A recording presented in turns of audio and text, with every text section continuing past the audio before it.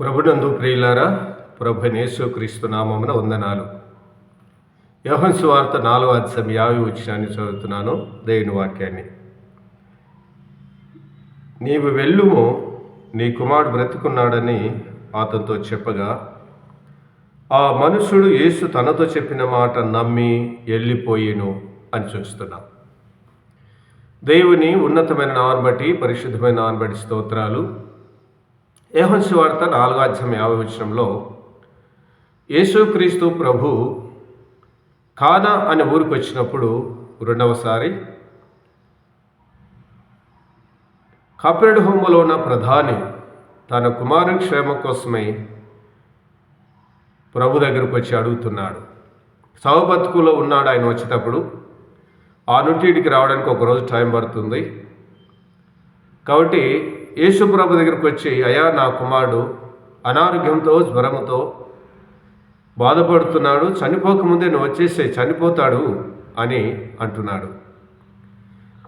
ఆయన ప్రభు దగ్గరికి వచ్చాడు. అక్కడ అబ్బాయి చనిపోయాడు. కానీ ప్రభు దగ్గరికి వచ్చిన తర్వాత ప్రభు ఏం చెప్పాడంటే, నువ్వు వెళ్ళుము, నీ కుమారుడు బ్రతికున్నాడు అని చెప్పాడండి. బ్రతుకుతాడు పో అనలేదు. లేదంటే 7 వారాలు తిరుగు, 20 వారాలు తిరుగు, ఉపవాసం ఉండు అని ఇలా చెప్పలేదు. ఒకే మాట చెప్పాడు, నీ కుమారుడు బ్రతికి ఉన్నాడు అని చెప్పాడు. చెప్తే ఆయన ఆ మాట నమ్మి వెళ్ళిపోయాడు. ఆయనది కూడా గొప్ప విశ్వాసమే చూడండి. ఎలా ప్రభువా, నువ్వే మెయ్యడవున్నావు, నా కుమారుడేమో కపెర్నహూములో ఉన్నాడు, దగ్గరికి రా, ముట్టుకో, లేదంటే తాకు అని ఇట్లా చెప్పలేదు, ఇట్లా అనుమానించలేదు. నయమాన్ విషయంలో అలాగుంది. నయమాన్ అన్నాడు, నా దగ్గరకు వచ్చి నాపై చేయి ఆడించి నన్ను స్వస్థపరుస్తామని అనుకున్నాను కానీ అని అన్నాడు. కానీ ప్రధాని అలా కాదు, చెప్పిన మాట నమ్మి వెళ్ళిపోయాడు. అంటే ఈ ప్రధానిలో గొప్ప విశ్వాసం ఉందని గ్రహించాలి. గొప్ప విశ్వాసం. ఏమాత్రం సందేహించలేదు, అనుమానించలేదు. ప్రభు చెప్పిన మాటకు లోబడి విధేయత చూపి నమ్మి వెళ్ళిపోయాడు. ఈయన చెప్పిన క్షణాల్లోనే కపెర్నహూములో తన కుమారుడు బ్రతికాడు. ఆడ బ్రతికింది ఈయన చూడలేదు, కానీ చెప్పిన మాట నమ్మి వెళ్ళిపోయాడు. అందుకోసం ప్రభు అన్నాడు, చూసిన నమ్మిన వారి కంటే చూడక నమ్మిన వారు ధన్యులు అని దేవుని గ్రంథంలో మనం చూస్తాం. కాబట్టి యేసుక్రీస్తు ప్రభు యొక్క మాటలో శక్తి ఉందండి. ఈడ ఉండి సెలవిచ్చినా జరుగుతుంది, ఏడ ఉండి సెలవిచ్చినా జరుగుతుంది. మనం చేసే ప్రార్థన భూలోకంలో చేయగా పరలోకమందున ప్రభుకు చేరుతుంది. ప్రభుకు ప్రాంతము దూరం అడ్డు రాదండి. ఆయన సర్వశక్తి గలడి దేవుడు, సమస్తం చేయగలడు.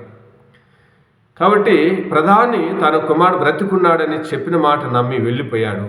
అదే సమయానికి, అదే గంటకు తన కుమారుడు బ్రతికున్నాడు అని అక్కడున్న ప్రజలు వచ్చి చెప్పారు. అలాగూ ఈయన వెళుతూ ఉంటే అక్కడ నుండి దాసులు ఎదురొచ్చారు.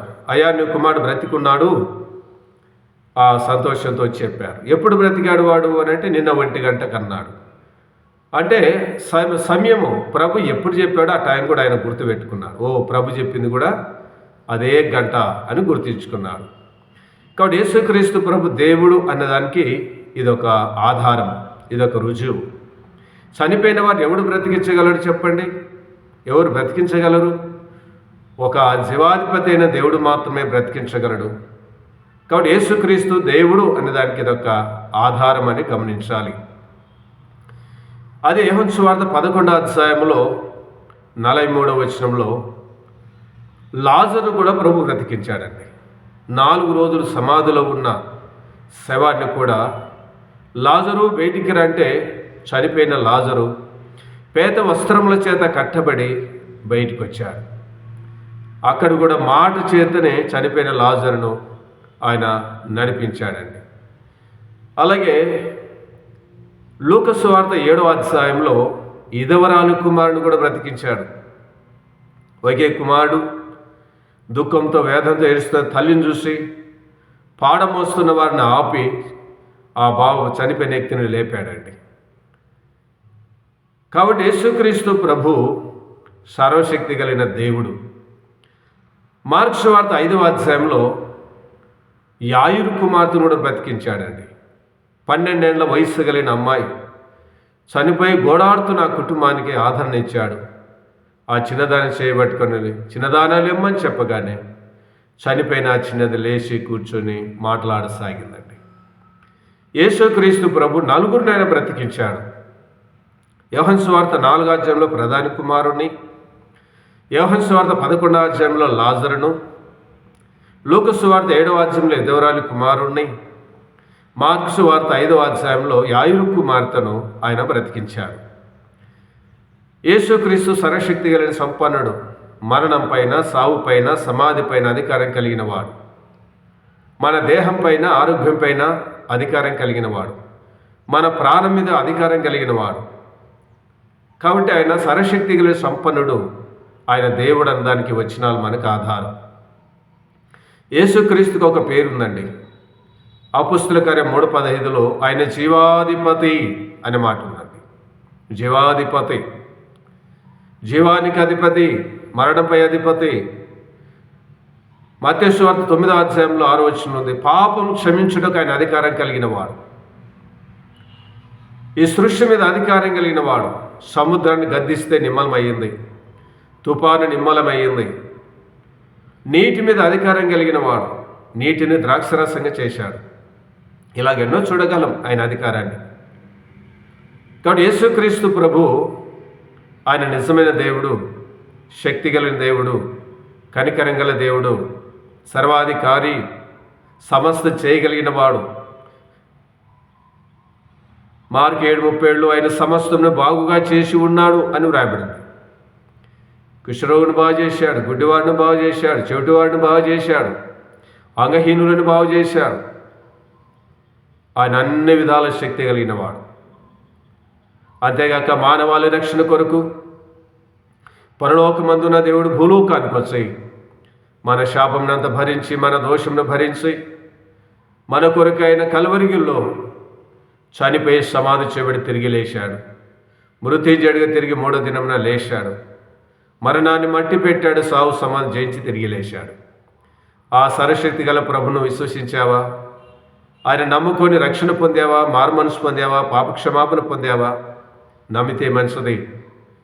యేసుక్రీస్తుని విశ్వాసం ఉంచి నిత్య జీవానికి వారసులు కావాలని ప్రేమతో మీకు మనవి చేస్తున్నాము.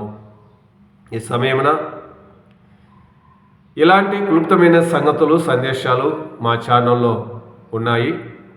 మా ఛానల్ పేరు క్రిస్టియన్ అసెంబ్లీ వనపర్తి అని కొడితే మీకు పాటలు ఉన్నాయి, అలాగే క్లుప్తమైన సందేశాలు ఉన్నాయి. చూడండి, సబ్స్క్రైబ్ చేసుకునండి, ఇతరులకు కూడా పరిచయం చేయండి. క్లుప్తమైన సందేశాలు విని మేలు పొందండి. మా కొరకు, మా పరిచయం కొరకు ప్రార్థన చేయాలని మీకు అందరికీ వందనాలు తెలియజేస్తూ ముగిస్తూ ఉన్నాం. చిన్న ప్రార్థన. పరిశుద్ధుడకు దేవా స్తోత్రం చెల్లిస్తున్నాము. విన్న సంగతులను ఆశీర్వాదకరంగా చేసి దీవించమని, ఇన్నే ప్రజలను దీవించమని యేసు ప్రభునామమున వేడుకుంటూ ప్రార్థిస్తున్నాం తండ్రి. ఆమేన్. అందరికీ ప్రభునామమున వందనాలు.